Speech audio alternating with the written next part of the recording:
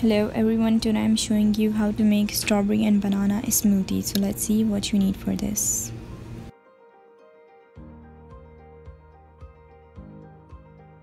Let's get started. All you need is frozen strawberries and bananas, crushed ice, and milk.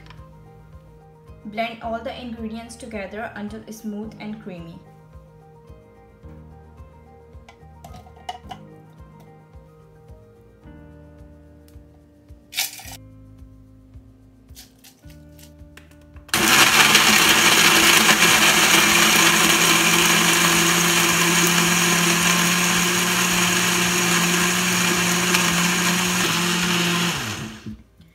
That's all you need to do for that. Then pour your smoothie in a glass and enjoy.